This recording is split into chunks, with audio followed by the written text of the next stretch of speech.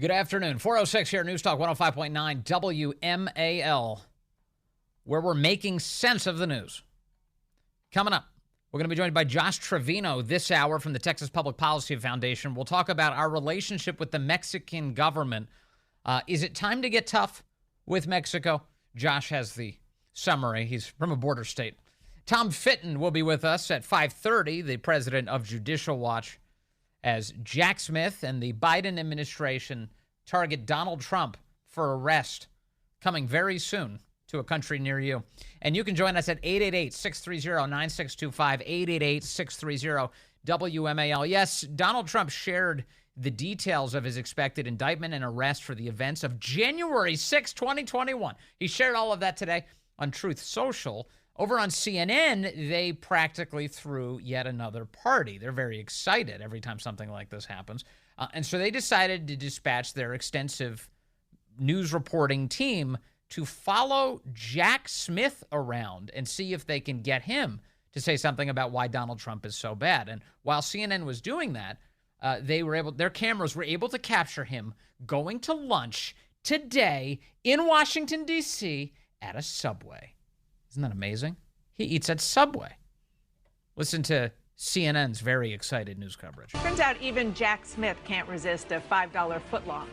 That's according to what we see right there, new and exclusive CNN video of the special counsel at Subway, declining, though, to respond to reporters' questions about today's big news. A target letter sent to the former president of the United States. CNN's Evan Perez was there trying to track down the special counsel. A $5 footlong. This is a very dated reference, isn't it? This is. Do they still sell sandwiches for $5? Not in Biden's America. I'm pretty sure you couldn't get even a Subway sandwich for $5. That is from, way back in the early aughts. You could do a $5 footlong, no mas. Ask you all of the less important things about what he got and how he paid and all that. But what is important is the imagery here. How he paid. They clearly wanted us to see him and that image to be very different. Wait. The guy went to Subway for lunch. You know what Subway tells me? It tells me you're not thinking at all. All you're doing is running out. You don't care that you're eating a crappy sandwich. You have no taste whatsoever. This is the least thoughtful thing ever. Or is this, is this kind of like a Jussie Smollett thing where Subway is always at the center of some stupid left-wing scandal? It's always, does Subway buy advertising in stupid left-wing scandals? Is that what's happening here? Is this product placement? So Jack Smith goes out for a crappy sandwich, and CNN's interpretation of events includes, we need to find out how he paid for the sandwich and what is the symbolism of this lunch decision. Target letter sent to the former president of the United States. CNN's Evan Perez was there trying to track down the special counsel. I won't ask you all of the less important things about what he got and how he paid and all that. But what is important is the imagery here. They clearly wanted us to see him and that image to be very different from what we saw in the former president's post, which is that he's a deranged individual. Yeah, I mean, look, I can count probably 5 or 6 sandwich shops between his office and that location that he was at earlier today. What? He stood in line just like everybody else, and I couldn't tell whether it was a footlong or was it a 6-inch sub. But look, I mean, we now are on watch for when this potential indictment is coming. What is going on? What is this? We couldn't tell whether it was a 6-inch or a foot-long sub. We'll continue our excellent reporting here on CNN. We'll get to the bottom of it, and we'll get back to you. Was he eating a 6-inch or a foot-long? And then Evan Perez says, there's like half a dozen sandwich shops he could have stopped at before he got to Subway. There's a very real message here. Even Dana Bash. Dana Bash said in that news report, Jack Smith wanted us to see him go to that Subway. What? What could the message possibly be other than Jack Smith went to lunch? What is the message in Jack Smith went to Subway? He wanted us to see that. Now, why would CNN conclude that? Could this be CNN tipping its hand that they were told to stage outside of that Subway, right? Why would Dana say that? Why would she even comment on they wanted us to see him eating at Subway? Well, maybe the Justice Department told CNN, be there, have your cameras, set them up outside Subway. It wouldn't be the first time that the Justice Department and CNN have collaborated on setting up their cameras to capture various things. Remember when Trump's lawyers went for a visit to the Justice Department? Remember that? And guess who just happened to be waiting outside? CNN. CNN cameras were waiting right there for them. Remember when they went down to bust Roger Stone? They went to his house. They surrounded his home with FBI agents and SWAT boats and everything else. The guy's like 90 years old. And he waddles over to the door in his boxers when they're banging on it. Who was there besides the federal agents? Oh, that was CNN. CNN was there. And remember when they were called on it? How did you know? It was excellent reporting. We were reading the tea leaves, and our excellent journalism led us to believe that Roger Stone in his boxers was about to be arrested in the dead of night. Uh-huh. Sure. So maybe Dana Bash is tipping us off here to something that, they wanted us to see him at Subway because that's where they told us to set our cameras up. Subway. Here's CNN's John King relitigating this important moment in American history. And just one last point. Jack Smith, remember when the classified documents target letter, when Trump announced that, there was a lot of commentary. Is Jack Smith making a mistake here? Is he leaving this all to Donald Trump? And then they released the indictment, and we all said, wow. We read it. We saw the documentation. We saw the level of detail. Jack Smith going to Subway today is a message to Donald Trump. What? Donald Trump tries to intimidate people. He tries to bully people. He tries to scare you away. That was Jack Smith with no words and a simple $5 sub in his hand saying, I'm here. I'm not going anywhere. Yeah, the imagery was. What is the $5 sub thing? Spoke volumes. What? The imagery spoke volumes. I'm sorry. I don't mean to step all over the cut, but it's just, what are they even talking about? Jack Smith going to Subway today is a message to Donald Trump. Jack Smith with no words and a simple $5 sub in his hands saying, I'm not going anywhere. Anywhere. What if he's just saying, I wanted a quick, crappy lunch? What if that was the message of today's events? They spend all this TV time giving free Subway ads. Again, now I'm increasingly convinced that this is product placement, and Subway thinks it's good to connect with, tyrants. The pro tyrant audience is going to love Subway after all of this coverage. Here's even more coverage. CNN can't get enough of this. Their cameras caught news today. Of course, on the special counsel's side, that's the Justice Department and its appointee, Jack Smith. Jack Smith is tight-lipped. He was spotted today by CNN going to Subway for lunch, picking up a sandwich, leaving, and not saying... How would this even justify multiple news reports? Wouldn't this just be like, you say it once, you're like, oh, there he is outside of a Subway. That would be the extent of your coverage, wouldn't it? Under normal circumstances. Instead, CNN has made this a running, and now I believe, sponsored theme of their network. Jack Smith is tight-lipped. He was spotted today by CNN going to Subway for lunch, picking up a sandwich, leaving, and not saying a word. So no comment from the special counsel's office on whether they plan to indict Donald Trump and when that is potentially going to happen for the second time for a federal case. He went to Subway and he left, and he didn't say a word because his mouth was filled with the delicious goodness of Subway, available on almost every street block that you can possibly travel in Washington, D.C. Participating locations all over the place. Subway. Eat fresh. CNN. Subway. Eat fresh. That's right. This is CNN. And remember, Subway. Eat fresh. Subway. Eat fresh. This is... it also tells you about the fundamental unseriousness of the underlying charges. Like, if there was actually something worth talking about with this Trump thing, right? Like, oh, they got him dead to rights. He committed all these crimes. This is unbelievable, totally unprecedented in American history.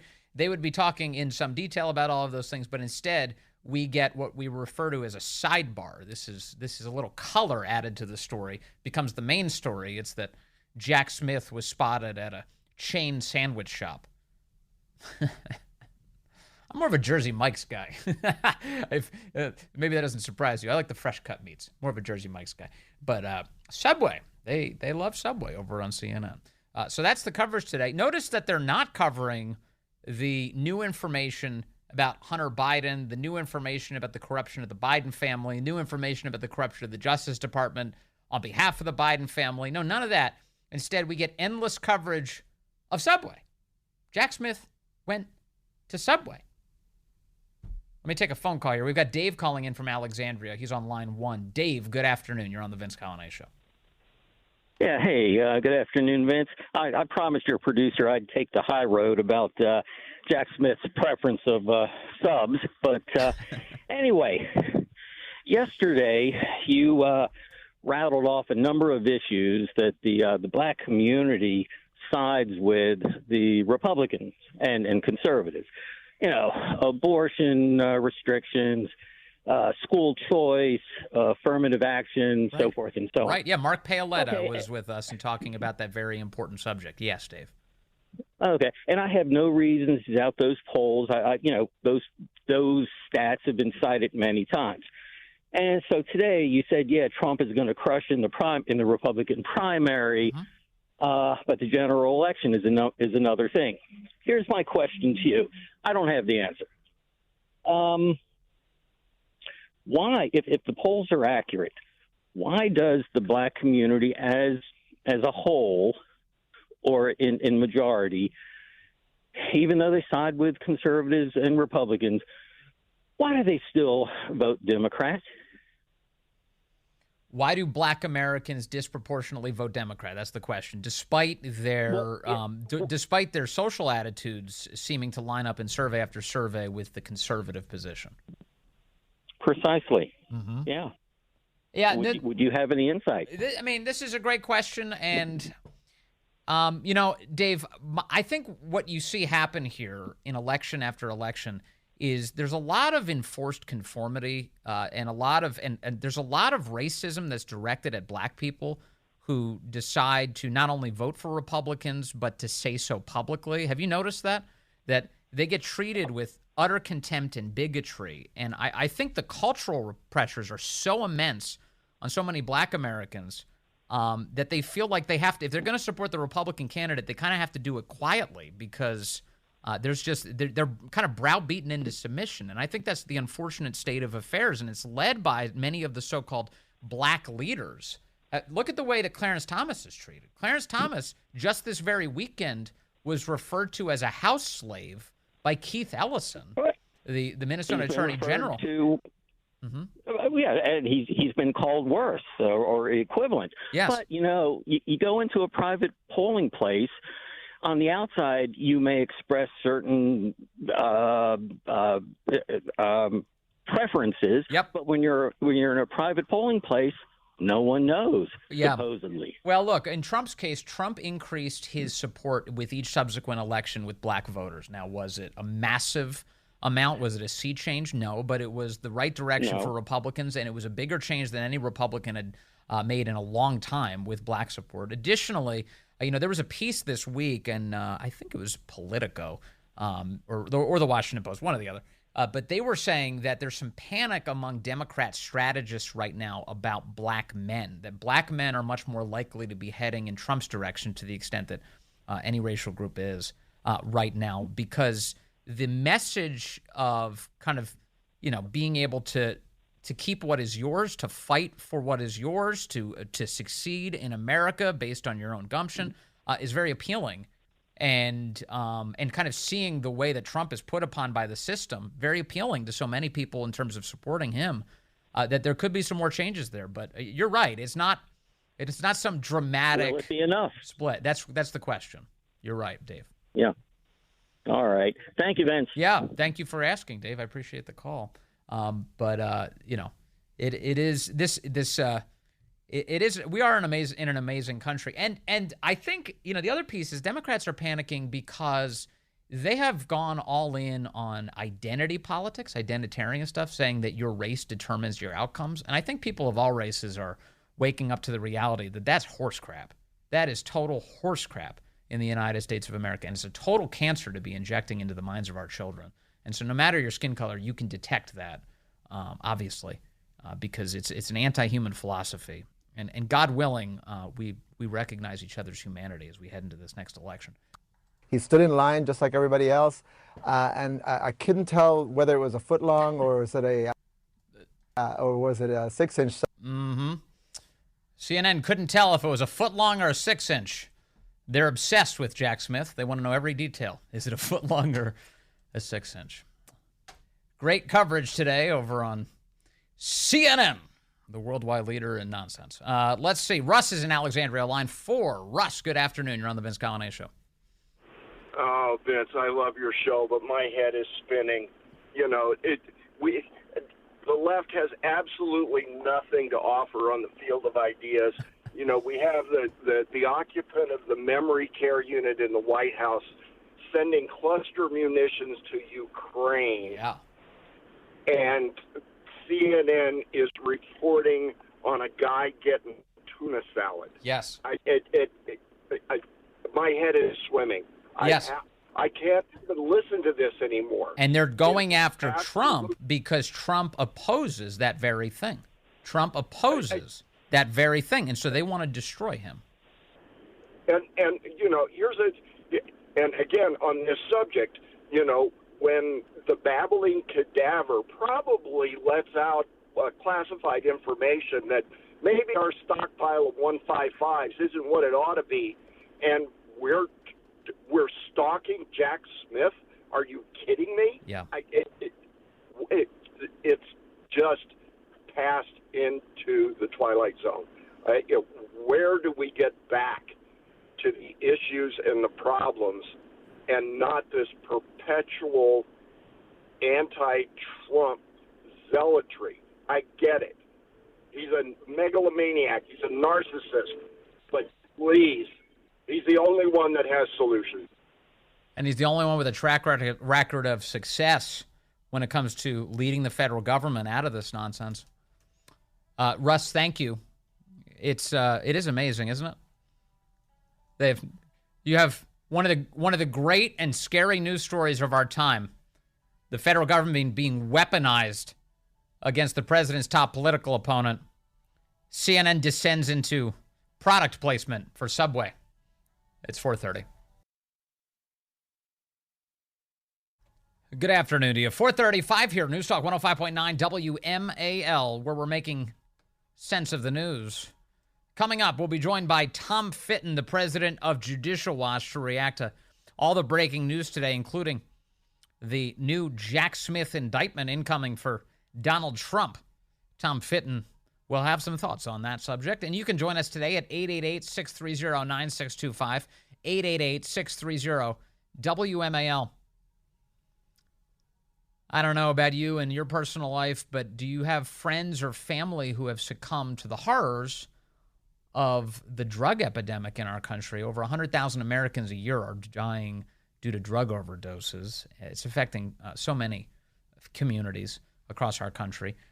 Many of those deaths are due to fentanyl, and the reason so much fentanyl is polluting our country is because two countries in particular are not only letting but enabling it. That includes China and, yes, our southern neighbor, Mexico, which has allowed the cartels to run roughshod over our border and to bring in so much poison and chaos. For more on this subject, I want to turn to Josh Trevino. He's the Chief of Intelligence and Research for the Texas Public Policy Foundation and joins us on the phone. Hello, Josh. Good to have you with us, sir. Hi. Thanks for having me. We've long treated Mexico as a friendly neighbor and ally, which has a cartel problem, and we often hear administrations talk about trying to work with Mexico to address it.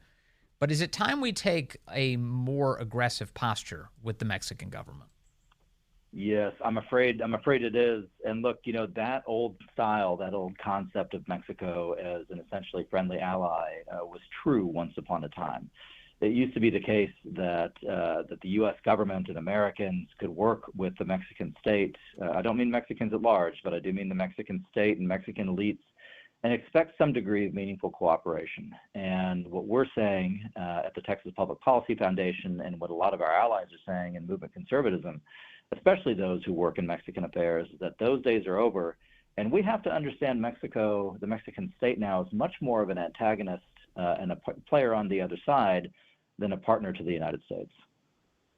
So if we decide that the Mexican government is an adversary, at least it's to some extent, what does that mean in terms of U.S. policy towards Mexico? How do we address them then?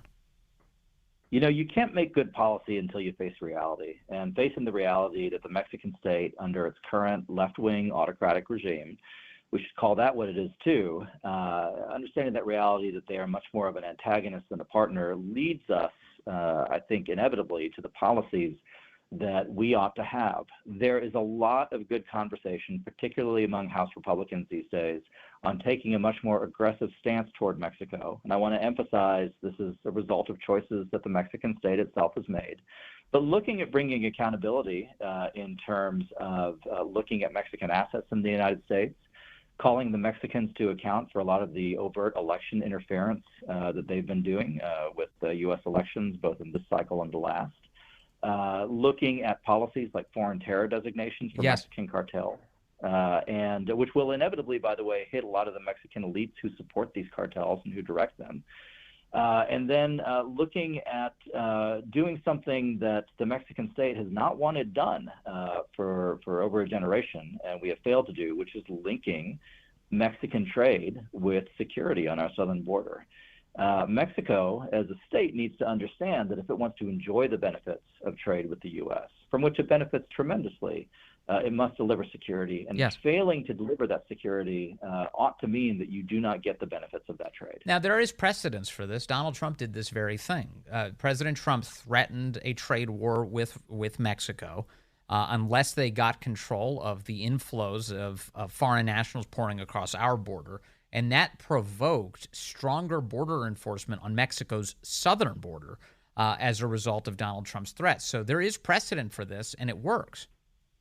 Yeah, that's absolutely right. And look, President Trump is the only president in my lifetime, I mean, I'm almost half a century aged at this point, to ever clearly see that and to understand that linkage is the only working linkage. And I'll tell you, the tragedy embedded in that is in what it exposed in the priorities of the Mexican governing class and the Mexican elite and the current president of Mexico, which is that they care about that money more than they do their own people. We can't lose sight of the fact that although Americans, uncounted numbers of Americans, are victimized and killed by what's going on in Mexico and by the dysfunction and the criminality of the Mexican state, at the same time, Mexicans themselves are the primary victims of it, and they have a government that simply doesn't care. But they do care about the money, and that's where we have leverage. Now, I know that it seems like the Republican candidates are mostly unanimous in their agreement that the cartels need to be labeled as terrorist organizations by the United States. I have heard from people who are hawkish on this question some concern that could provoke justifications for mass migration into the United States. In other words, if we were to slap the cartels with a terror designation, we may create a legal loophole into which people who live in the places where the cartels are operating would be allowed to pour into the United States and be given legal asylum status. Is that a real concern? Yeah, it is a real concern, but not a dispositive one. And I'm not engaging in doublespeak on the topic, so I'll explain what I mean on that. At the Texas Public Policy Foundation, obviously we in Texas would be the first to feel the effects of that outcome. Nevertheless, we support a foreign terror designation for Mexican cartels, and I'll tell you why. On two grounds. One is that we are now at the stage where we need to talk about measures like that, without which we cannot adequately grapple with the problem. The other reason is that having done the research, looked into the case law, looked into the relevant history, because of course we've applied foreign terror designations in multiple places around the world, and we just haven't seen a lot of evidence that it leads to a mass migration that in turn is validated by the United States. Now, Of course, you have to put an asterisk on all that, right? Because the Biden administration loves the open border and is going to do whatever it wishes.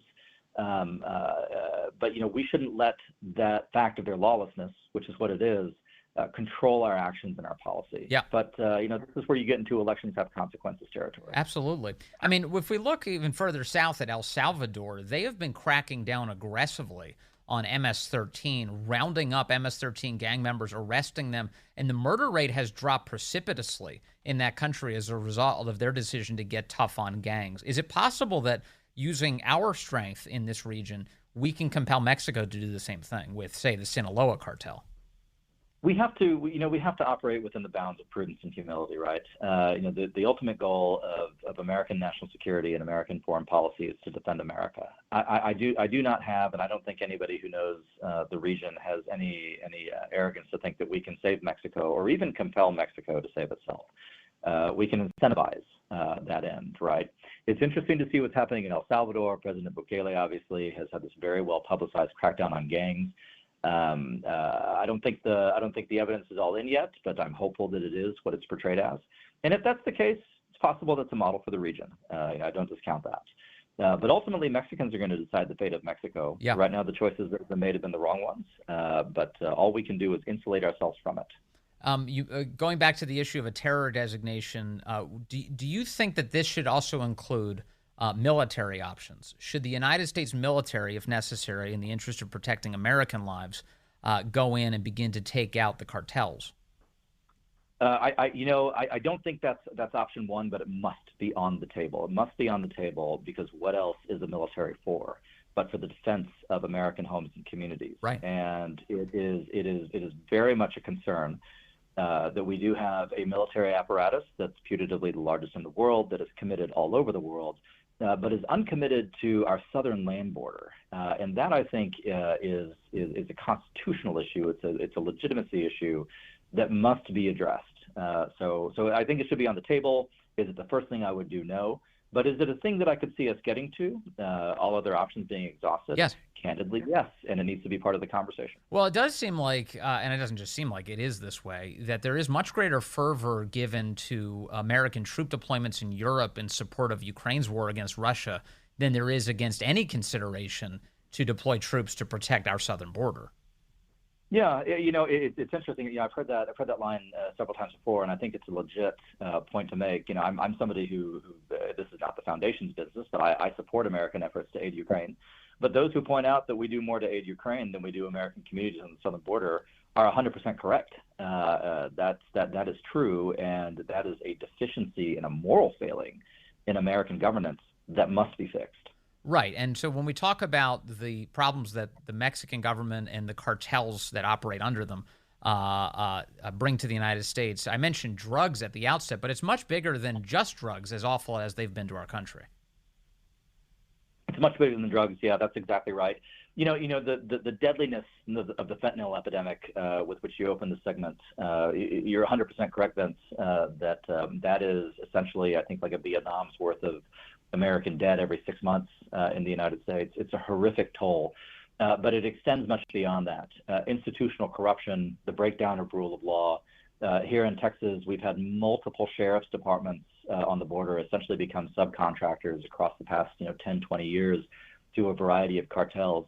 Eventually, the real threat to me is that a cartel presence, by its nature, erodes democratic civics. It erodes the possibility of just governance, law and order, the ability to live peacefully and in dignity that we as Americans, I think, take too much for granted. And it is a way of life that we're fighting for here in Mexico. Unfortunately, and this is the tragedy of Mexico and the Mexicans, it's gone to a tremendous extent. It doesn't have to go away in the U.S. if we take action now and face things as they are.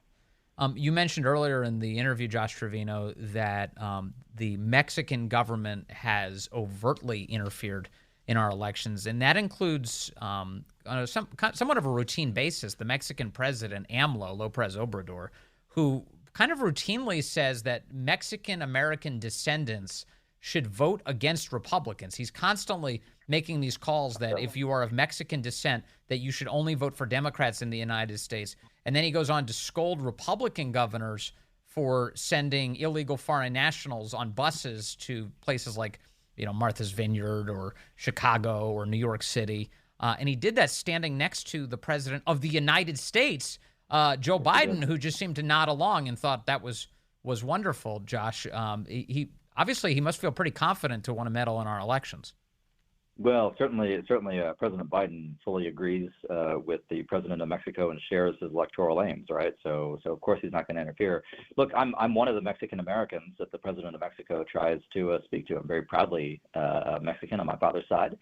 But he does not speak for us, and his ham-handed efforts to intervene in American elections. As recently as yesterday, he encouraged voters of Mexican descent not to vote for Governor Greg Abbott of Texas, who's been a really good governor of Texas and actually has been much more aggressive in securing the border than the federal government has in recent years.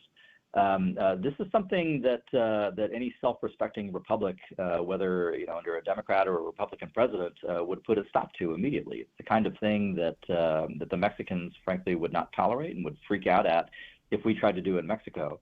But they feel free to do it to us because they have taken our measure, and they understand very, very well that the regime right now in Washington, D.C., does not go in for the defense of American sovereignty and self-rule. And until that changes, until we respect ourselves, they're not going to respect us. Finally, Josh Trevino, again, thank you for your time. You're with the Texas Public Policy Foundation. You are a part of a coalition of a number of organizations calling on lawmakers to get much tougher on Mexico. Those organizations include the Heritage Foundation, Patria Unida. Do I have that right? Mexico's Patria Unida. You've got the America First Policy Institute, the Center for Renewing America, the Center for a Secure Free Society. Do you think that you are going to find lawmakers who are receptive to this call?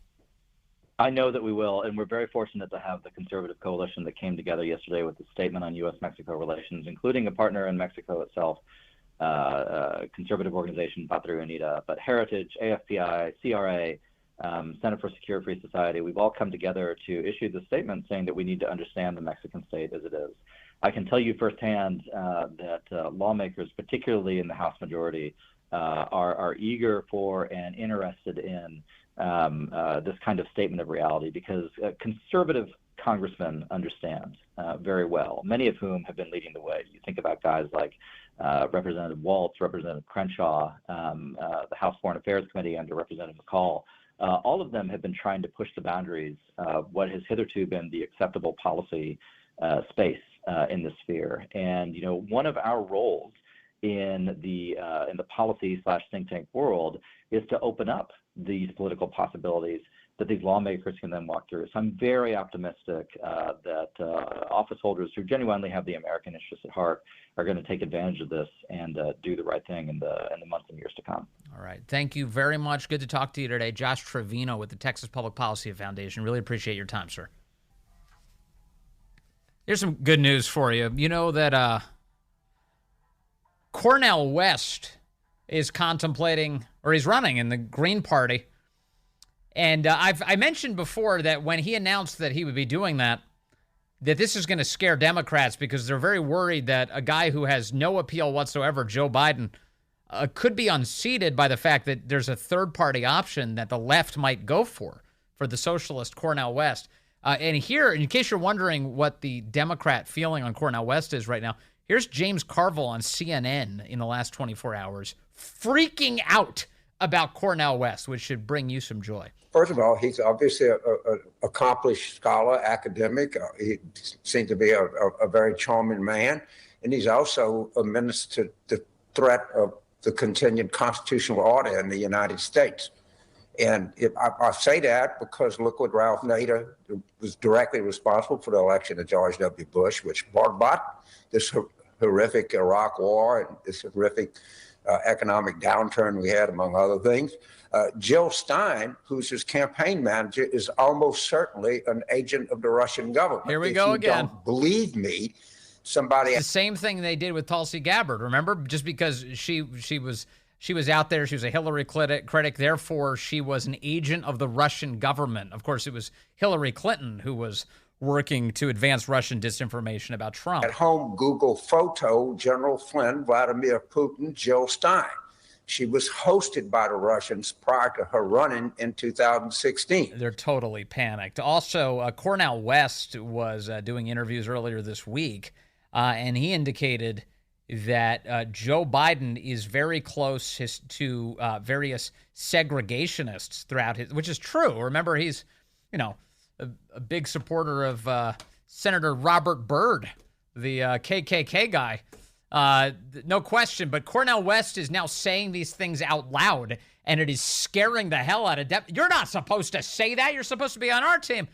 Cornell's doing whatever he feels like. And they're worried, and I'm elated, that he may water down the left-wing lunatic vote in the country, spread it out a little bit, which is kind of awesome. So if you were looking for some good news this week, there's some coming up. Tom Fitton's going to join us in the next hour to respond to the Biden administration's tyranny and a lot more on the Vince Coglianese Show.